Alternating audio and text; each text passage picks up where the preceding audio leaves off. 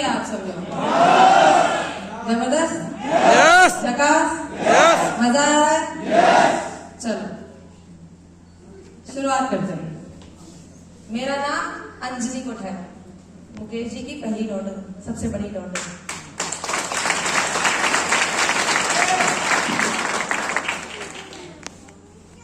पापा ने बताया आरसिम 23 साल का है, मैं 24 साल की हूँ। क्या आरसिम 23 इयर्स का है, मैं 24 इयर्स की हूँ। आरसिम के बारे में ज्यादा कुछ भी नहीं सिखा सकती आपको, क्योंकि उन सब चीजों में, आरसिम के बारे में जानने में आप लोग सब लोग मेरे सारे गुरु हैं, सारे लोग। बट एक चीज में मेरा एक्सपीरियंस है, वो है आरसिम को शुरुआत से देखना है। आरसिम को बहुत करीबी से देखा है, इतना करीबी से कि मेरे को नफरत हो गई थी आरसिम से। सच्ची बता रही हूँ, आप लोग हंस रहे हैं, मैं बता रही हूँ आपको, इतना करीबी से देखा, मतलब दिमाग खराब हो गया था। ऐसा लगा था कुछ भी कर लूंगी जिंदगी में, आरसिम तो नहीं करूंगी। क्योंकि क्या होता था, जब मैं छोटी बच्ची थी, पापा ने तो शुरुआत से ही डे 1 से आरसिम करते हुए देखा मैंने पापा को। छोटी बच्ची थी ना, तो बहुत सारे लोग आरसिम के घर पे आ जाते थे, प्लान सिखाते थे पापा, समझाते थे वगैरह।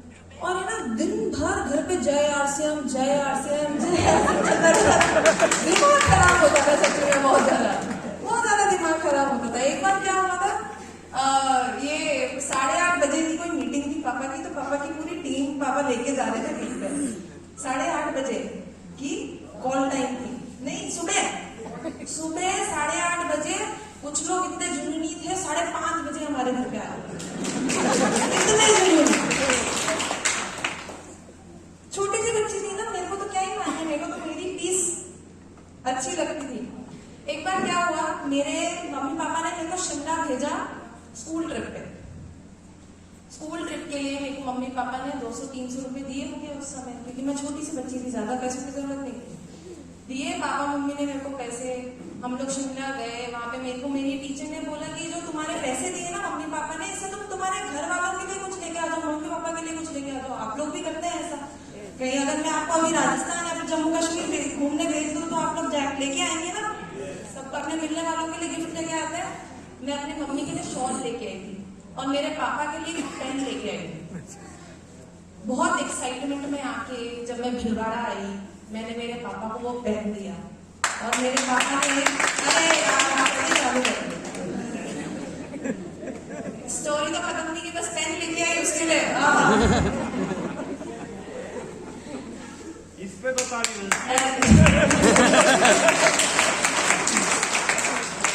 अच्छा लग रहा है मेरे को, आप लोग रिस्पॉन्सिव क्राउड है। मेरी क्या अभी आंखें खराब हो रही थी पूरी की पूरी, तो जब तक मेरे को साउंड नहीं आती तब तक मेरे को पता ही नहीं चलता हो क्या रहा है, क्योंकि मैं आंखों में कनेक्शन नहीं बना सकती। पर एनीवेज, मैं जब वो पापा के पास पेन लेके आई, मतलब मैंने मेरी मम्मी को भी शॉल दी थी, मम्मी ने बहुत प्यार से वो शॉल एक्सेप्ट की। मम्मी ने बोला हाँ लव यू बेटा, कितनी अच्छी बच्ची है, बहुत प्यारा लगता है। वही सेम चीज मैंने मेरे पापा के साथ की, वो पेन लाके दिया, और मेरे पापा ने वो पेन फेंक दिया, बोला ये आरसिम का नहीं, मैं यूज नहीं करूंगा।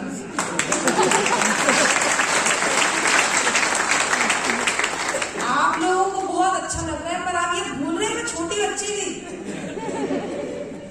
मैंने डिसाइड कर लिया था जिंदगी में मुकेश कोठारी के लिए कभी कुछ काम नहीं करूंगा, कभी कुछ काम नहीं करूंगा। अरे यार ये सब आरसिम की वजह से पूरा दिमाग खराब कर दिया था मेरा, इतनी नफरत हो गई थी, इतनी नफरत कर लिया था, डिसाइड नहीं करूंगी आरसिम। तो क्योंकि जब आपको अपने मम्मी पापा के साथ आगे उनका बिजनेस में काम करना ही नहीं होता, तो आप वही बात फॉलो करते हैं जो सब लोग करते हैं। आप डिसाइड करते हो आप किसके अंदर अच्छे हो, जिसके अंदर आप पढ़ाई करते हो, और फिर उसके अंदर आप नौकरी करते हो, और पूरे अपनी जिंदगी निकाल देते हो उस नौकरी में। मैंने भी मेरे लिए वही बात सेलेक्ट किया था। मुझे हमेशा से पता था कि मैं फैशन पे अच्छी हूँ, मैं फैशन को समझती हूँ, पर डिजाइनिंग मेरा काम नहीं था। मेरे को बहुत अच्छी लगती थी फैशन की मार्केटिंग।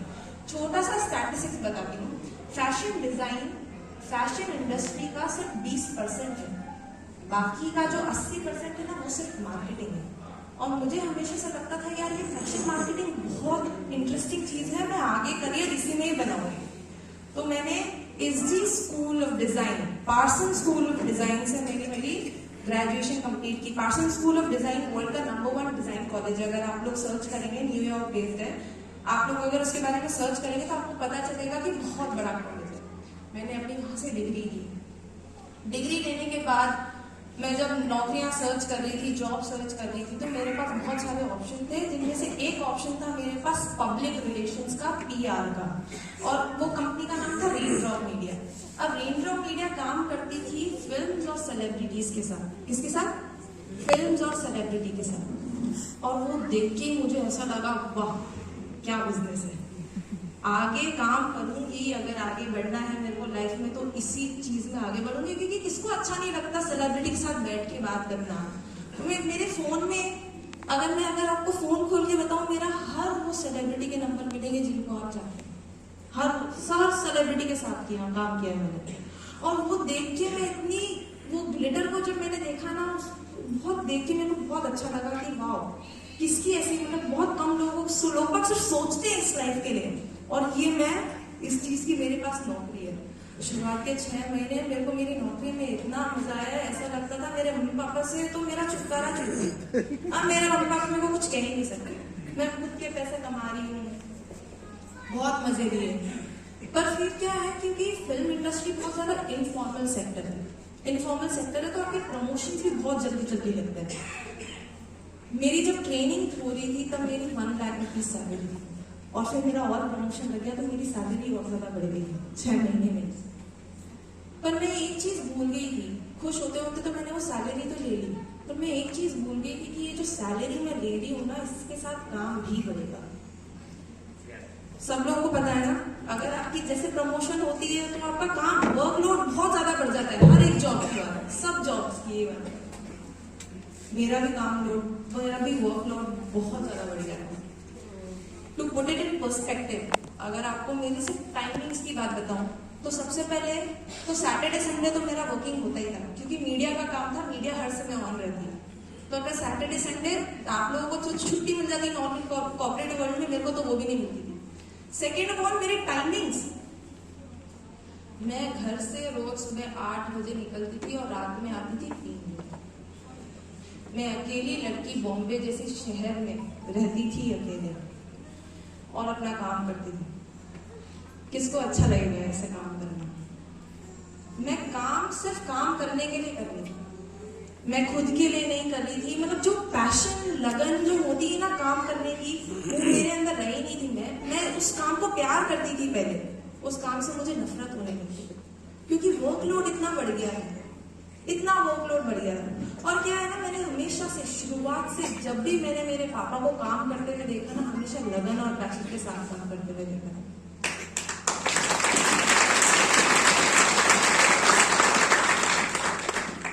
वो था ही नहीं मेरे पास, बचा ही नहीं था। काम जैसे जैसे बढ़ता गया, बचा ही नहीं था। उस समय मेरे को पापा की हमेशा एक बात याद आती थी। मैं जब नौकरी सर्च कर रही थी, जब मैं इंटरव्यूज दे रही थी ना, तब एक बार चाय पे बैठ के पापा, मम्मी और हम सब लोग बात कर रहे थे, और पापा बोल रहे थे कि तू बेटा, तू 2 साल नौकरी करके तो देख, तुझे पता चल जाएगा तेरी नौकरी और मेरी चीज में क्या डिफरेंस है। मेरे को उस समय समझ में नहीं आया था, मेरे को लगा, क्योंकि मैं नफरत करती थी ना, मेरे को लगा यार पापा तो यूं ही बड़बड़ कर रहे, यूं ही कर रहे, तो मैं तो अपने काम में करूँ। और थोड़े समय बाद ही मुझे समझ में आने लगा कि यार मेरे काम में और मेरे पापा के काम में बहुत ज्यादा डिफरेंस है। मैं भले ही कमा रही हूँ, पर मेरे पापा के सामने तो मैं मूंगफली के दाने जितना कमा रही हूँ। और फिर भी ऐसा है कि मेरे पास टाइम नहीं है, मेरे पापा को मेरे लिए टाइम निकालना पड़ता था। हफ्ते में मेरे पापा मम्मी से एक बार भी बात हो जाती थी, बहुत बड़ी बात होती थी। उस समय मेरे को समझ में आया, शायद जो मेरे पापा करते हैं वो अच्छा ही है। वही ना कहते हैं कि आदमी सही बता रही है, अपना जीवन क्यों बता रही है। फिर भी ऐसा डिसीजन नहीं बनाया था कि कभी आसन करेंगे। मुझे बस लगता था कि ये पापा को मिल गया ना जो चाहिए था, ठीक है, पापा के लिए अच्छा, बहुत खुशी वाली बात है, पापा को मिल गया, मुझे अब इसमें करियर बनाना है, बस ऐसा लगता था। बट फिर नौकरी को 1 साल हो गया। 1 साल में मैंने इंडस्ट्री में बहुत ज्यादा सडन शिफ्ट्स देखे, इकोनॉमिकल शिफ्ट, कल्चरल शिफ्ट्स, बहुत ज्यादा शिफ्ट देखे मैंने मेरी नौकरी में। विद इन 1 ईयर बहुत जल्दी चेंजेस होने लगे इंडस्ट्री में। और वो सबसे बड़ा चेंज था AI, आर्टिफिशियल इंटेलिजेंस। आप में से कितने लोगों ने एआई के बारे में सुना है? एक बार मेरे को बता दीजिए ताकि मेरे को समझ में आ जाए कि किस लेवल पे समझा है। मेरे को तो नहीं पता है भाई। काफी कम लोगों ने समझा है। देखिए, मैं आपको एक बात बताना चाहती हूँ कि एआई की वजह बहुत बड़ी थी मेरा सिर्फ आसन करने के लिए या फिर नॉर्मल डायरेक्ट सेलिंग करने के लिए। सबसे बड़ा रीजन है एआई मतलब artificial intelligence. To put it in perspective, आप लोगों को समझाने के लिए एक एग्जांपल देती हूँ। जब आप सब लोग छोटे हुआ करते थे उस समय आप बोलते थे यार जब मैं बड़ा होऊंगा या होंगी एक दिन सारा काम मेरा एक कंप्यूटर करने लगेगा। सोचते थे ऐसा? सो गए सब लोग? सोचते थे कि नहीं सोचते थे? वेल, अब वो सोचना जरूरी नहीं है आपके लिए क्योंकि ऐसा हो रहा है। With in 1 year of my job, मेरी नौकरी के बस 1 साल हुआ ही था और मेरी नौकरी का कुछ पार्ट ऐसा था जो एक कंप्यूटर करने लग गया था। एग्जाम्पल देती हूँ। एक सॉफ्टवेयर है जिसका नाम है चैट जीपीटी। यहाँ के यंगस्टर्स ने नाम सुना होगा। चैट जीपीटी एक ऐसा सॉफ्टवेयर है जिसको मैं सिर्फ बोलती थी वो मेरा काम कर देता था। क्यों? क्या होता था, कभी कभार आप लोग जो न्यूज़पेपर में आर्टिकल्स पढ़ते हैं ना, वो मेरे को लिखने होते थे क्योंकि जर्नलिस्ट कभी कभार कुछ ना कुछ लिख देता है। तो कभी कभार जर्नलिस्ट को कंट्रोल करना पड़ता है, बोलना पड़ता है कि देख भाई तू ये मत लिख, ये लिख, जो मैं लिख के दे रही हूँ वो लिख। उस आर्टिकल को लिखने में या फिर प्रिंट में जाने में हमेशा मेरे को मिनिमम 2 दिन तो लगते थे क्योंकि उसके लिए पहले मेरे को मूवी देखनी पड़ती थी, सेलिब्रिटी का इंटरव्यू लेना पड़ता था, लैपटॉप खोल के लिखना पड़ता था, फिर मेरा बॉस अप्रूव करता था। पर फिर मेरी लाइफ में चैट जीपीटी आया और चैट जीपीटी को मैं सिर्फ बता देती थी कि मूवी किस बारे में है और कौन सा सेलिब्रिटी है और वो दो दिन का जो मेरा काम था ना वो आज सिर्फ 5 मिनट का काम कर दिया था मेरी चैट जीपीटी। मैं आपको ये बताना चाह रही हूँ कि मेरी नौकरी का सिर्फ बहुत छोटा सा पार्ट था जो एक चैट जीपीटी करने लगा। शुरुआत में मेरे को बहुत खुशी होती थी कि हाँ मजे आ रहे हैं, लिखना नहीं पड़ता। बट फिर मेरे को रियलाइज हुआ कि धीरे धीरे ये जो नौकरी है ना मेरी, अभी तो एक पार्ट कर रहा है कंप्यूटर, धीरे धीरे मेरी नौकरी मेरी भी नहीं रहेगी और मुझे बिल्कुल भी पता नहीं चलेगा।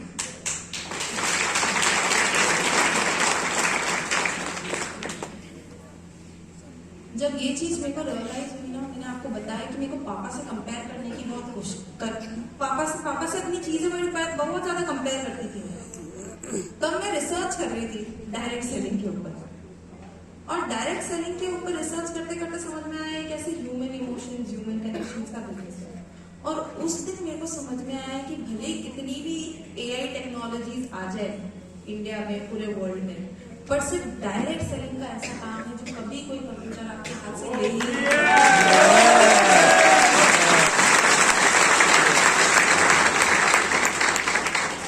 जानना चाहेंगे क्यों? क्योंकि डायरेक्ट सेलिंग का बेस ही ह्यूमन कनेक्शन। जब तक आप मेरे से बात नहीं करोगे, मैं आपसे बात नहीं करूंगी, तब तक आपका बिजनेस का कुछ नहीं होने वाला। और हमें शुरुआत से सिखाया जाता है कि कंप्यूटर को तो इमोशन समझ में ही नहीं आते। कंप्यूटर आगे जाके किसी से बात करता है? कभी नहीं कर सकता। यहाँ पे जो भी इंजीनियर्स हैं बैठे हुए हैं उनको शायद समझ में आएगा मैं जो बोलूंगी। हमें शुरुआत से सिखाया जाता है कि कंप्यूटर्स को सिर्फ 0 और 1 समझना है। तो जब कोई चीज कंप्यूटर को आती ही नहीं है वो कैसे आपका काम करने लगेगा? नहीं करेगा। एआई को सिर्फ लॉजिकल चीजें समझ में आती और जितनी भी लॉजिकल बहुत ज्यादा माथा पच्ची करने वाला काम है ना, वो सारी चीजें आज एक कंप्यूटर कर रहा है या फिर आने वाले फ्यूचर में करने लगेगा। बट बिजनेस हमेशा इलॉजिकल होता है, ह्यूमन बिहेवियर्स हमेशा इलॉजिकल होते हैं। इसलिए जो चीज इलॉजिकल होती है वो कभी कोई चीज कंप्यूटर कर ही नहीं सकता, इसलिए आपकी नौकरी कभी कहीं जा ही नहीं सकती।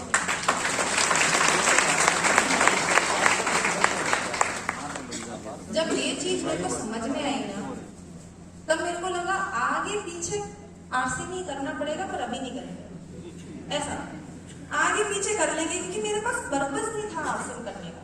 मुझे बस ऐसा लग रहा था कि हाँ कर लेंगे, देखते हैं, अभी तो मेरी नौकरी मेरे पास है ना, कहीं नहीं जा रही, देख लेंगे आगे। पर्पस नहीं था मेरे पास आरसी करने का, बस मेरे पास रीजन था आरसी करने का। पर्पस एक ड्रिवन जो आपको आगे ले जाता है ना, वो एक भी फैक्टर नहीं था मेरे पास। मेरी नौकरी 1.5 इयर्स हो गए थे ऐसे करते करते। अच्छा को हाँ इधर इधर अब इधर बोलते मेरी नौकरी को 1.5 इयर्स हो चुके हैं। आप में से कितने लोगों ने प्रियंका चोपड़ा का नाम सुना? अज्यूम कर रही हूँ सब लोगों ने सुना है प्रियंका चोपड़ा का नाम। मैं प्रियंका चोपड़ा की पर्सनल पीआर हुआ करती थी। प्रियंका चोपड़ा मार्च 2023, अभी फ्रेश बात ही बता रही हूँ आपको, मार्च 2023 first March Priyanka Chopra USA से इंडिया आई किसी ब्रांड को प्रमोट करने के लिए। और क्योंकि मैं उसकी पीआर मैनेजर थी तो कई बार मतलब उसका ध्यान ही मुझे रखना था कि वो क्या बोल रही है, किसके सामने क्या कर रही है, मीडिया के सामने उसका कैसा रिएक्शन है, सब चीजों का ध्यान रखना पड़ता है। तो एक बार क्या हुआ, बहुत बड़ी प्रेस कॉन्फ्रेंस थी उस कंपनी की, और इतनी बड़ी कॉन्फ्रेंस थी तो मेरी कंपनी की जो बॉस थी वो भी मेरे साथ आगे आगे बैठी हुई थी, और प्रियंका चोपड़ा स्टेज पे आई और वो बोलने लगी ब्रांड के बारे में, और बहुत सारे मीडिया के लोग बात थे। तो प्रियंका चोपड़ा को जो भी बोलना था बहुत सोच समझ के बोलना था, क्योंकि अगर वो हर कुछ ही बोल देगी तो मीडिया वाले कुछ भी लिख देंगे। वो स्टेज पे आए, मैंने उसको समझा दिया था कि क्या बोलना है, कोई स्क्रिप्ट बना के दे दी। बीच में बोलते बोलते उसने कुछ ऐसा बोल दिया जो उसको नहीं बोलना चाहिए, और मेरी बॉस मेरे ऊपर बरसने लग गई, तेरा दिमाग खराब है, तूने उसको समझाया नहीं, मैं तेरे को फायर कर दूंगी। मैंने बोला यार ये गजब है, प्रियंका चोपड़ा का भी तो खुद का मुंह है यार, मैं क्या कर सकती हूँ? उसने आके बोल दिया। मैं स्टेज पे अब वो स्टेज पे है तो मैं ऐसे तो नहीं बोल सकती नीचे बैठ के मत बोलो, मत करो, ऐसा तो कर ही नहीं सकती मैं। जो मेरी मिस्टेक नहीं थी ना उसके ऊपर मेरी बॉस ने मुझे इतना रुलाया, मैं रो रो के पांडा जैसी लगने लगी थी, क्योंकि उस दिन मैंने काजल और मस्कारा पहन रखा और काजल मस्कारा जब भी पहनते ना तो काला काला साथ में आता है, ऐसे इतना हुई। सारे बॉस ऐसे ही होते खड़ूस के, सारे। मिस्टेक नहीं थी मेरी, कुछ भी मिस्टेक नहीं थी, और मैं जॉब से पहले ही परेशान हो रही थी बहुत ज्यादा। मैं 12 o'clock फ्री हुई थी और मैं किसी रेस्टोरेंट में खाना खाने गई थी। रोते रोते मैंने मेरे पापा को फोन किया, बहुत रोते रोते, और मैंने पापा को बोला पापा बिल्कुल भी मजा नहीं आ रहा है काम करने में, किसके लिए काम कर रही हूँ बिल्कुल भी समझ में नहीं आ रहा है, सोने का टाइम नहीं है, जीने का टाइम नहीं है, कुछ भी करने का टाइम नहीं है, क्या कर रही हूँ मैं? आप मेरे को बताओ, अगर मैंने कभी ना कभी आरसीएम करने का डिसीजन लिया तो क्या आप मेरा साथ दोगे?